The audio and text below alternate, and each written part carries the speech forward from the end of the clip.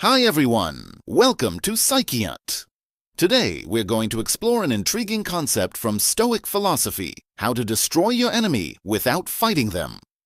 It may sound unusual, but within the teachings of ancient Stoics like Epictetus, Seneca, and Marcus Aurelius, we find powerful strategies for dealing with adversaries in ways that don't involve conflict or violence.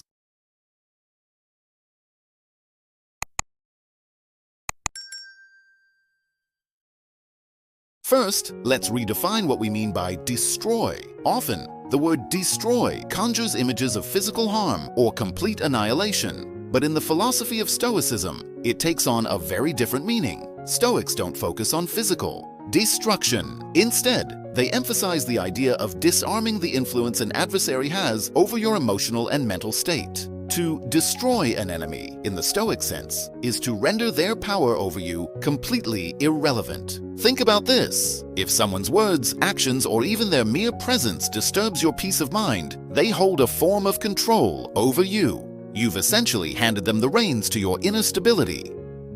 The Stoic approach is not about seeking revenge or confrontation. It's about reclaiming that control. It's about becoming so grounded in your own principles and sense of self that their attempts to unsettle you become futile.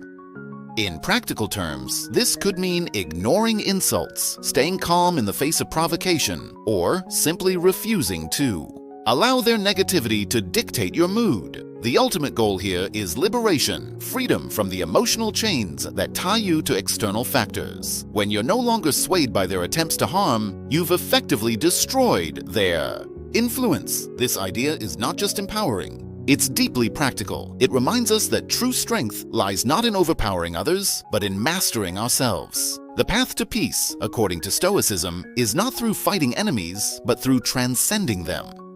By doing so, you don't just weaken their hold on you, you dissolve it entirely.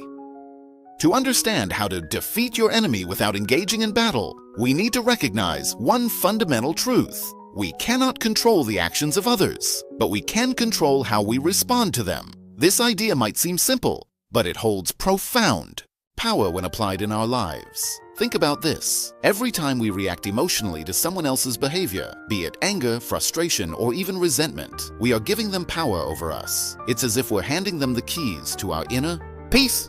The Stoics teach us that true strength comes not from overpowering others, but from mastering ourselves. Imagine a situation where someone insults you.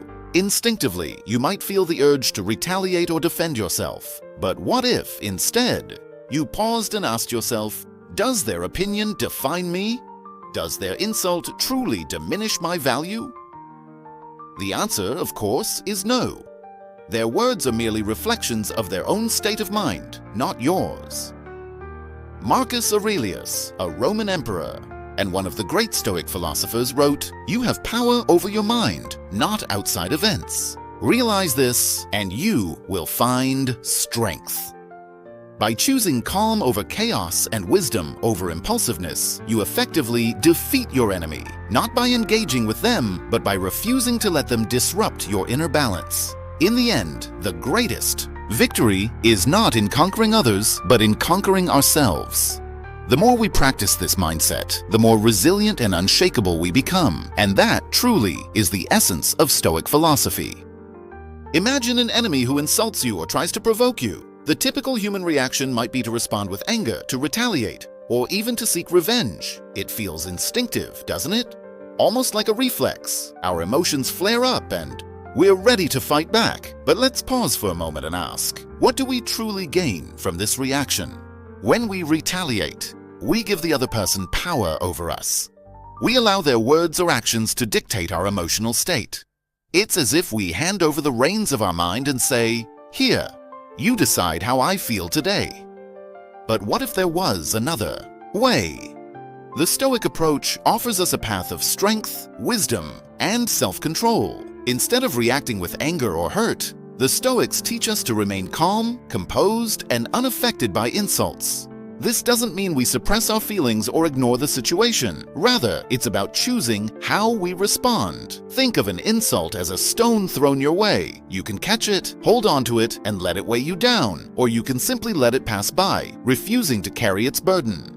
Epictetus, a Stoic philosopher, once said, "It's not what happens to you, but how you react to it that matters." By staying calm, you not only protect your inner peace, but you also disarm your enemy. Their attempts to provoke you lose all power, because you've chosen not to play their game. Over time, this practice builds resilience. It makes you unshakable, like a rock standing firm against crashing waves. So, the next time someone tries to provoke you, take a moment to breathe. And remember, you are in control of your mind and your emotions, and that control is the greatest strength of all. Take Seneca's wisdom, for example. He teaches us that if someone insults you, they are revealing their own character, not yours. It's a profound reminder that their words are a reflection of who they are, not of your worth. In moments like these, the true victory lies not in what we say back to them, but in how we choose to respond. Imagine this: someone hurls an insult at you, hoping to ignite a fire of anger within you. If you take the bait, you become a puppet of their provocation, reacting in ways they expected. But what if you didn't react that way? What if instead you stayed calm, unshaken, and refused to take offense? In that moment, the dynamic shifts entirely. The enemy who sought to anger you is defeated, not by harsh words or retaliation, but by your serenity. Seneca once wrote, "The best revenge is not to be like your enemy." Think about how liberating that is. By choosing not to mirror their negativity, you rise above the conflict. You deny them the satisfaction of controlling your emotions, and in doing so, demonstrate a strength far greater than any verbal comeback could convey. This approach isn't about passivity or ignoring wrongdoing. It's about mastery over oneself. It's about understanding that our peace of mind is too valuable to hand over to someone else's bad behavior. When we remember this, we protect our inner world from unnecessary turmoil and maintain our dignity in the process. So the next time someone insults or provokes you, pause and reflect. Ask yourself, do I want to let this person's actions determine my state of mind? The answer, guided by Seneca's wisdom, is no, because the true victory is not in defeating them, but in remaining undefeated by their provocations. Marcus Aurelius, a Stoic emperor, once said, "The best revenge is to be unlike him who performed the injury." At first glance, this might sound counterintuitive. How can being unlike someone who has wronged us be considered revenge? But when we reflect on his words, their wisdom becomes clear. What Marcus Aurelius means is this: when we respond to hatred with love, to cruelty with kindness, we break a cycle of negativity. We destroy the power that the enemy had over us, the power to dictate how we feel and how we act. In choosing to rise above their behavior, we reclaim our autonomy, our peace of mind. Think about it. When someone wrongs you, they often expect retaliation. They might want to provoke anger, create conflict, or drag you down to their level. But when you refuse to play that game, when you respond with calm and compassion, it disarms them.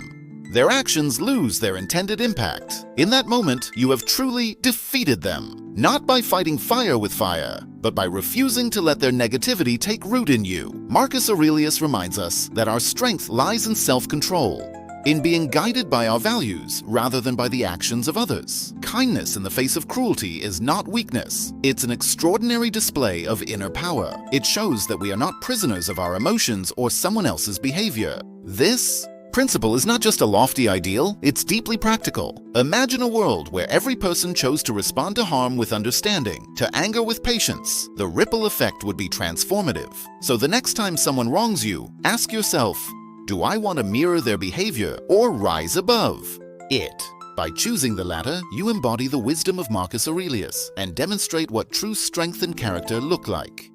In the end, the Stoic way of defeating your enemy without fighting them is to transcend their negativity. By cultivating inner peace, resilience, and wisdom, you render their attacks powerless, their insults, provocations, or attempts to harm. You lose all strength when met with calm indifference. This approach isn't about physical dominance or proving your strength in the external world. It's not about being a fighter like Khabib Nurmagomedov, stepping into the ring to settle a score. It's about mastering a far more challenging arena, the battle within. The Stoics believed that the greatest triumphs are those that happen in our own minds. When you maintain your inner calm in the face of adversity, you show that your happiness and stability are not determined by external forces. This doesn't mean you ignore injustice or let others walk all over you. Instead, it's about responding thoughtfully and intentionally rather than being controlled by anger or impulse. Epictetus, one of the great Stoic philosophers, reminds us, "No one is free who is not master of themselves."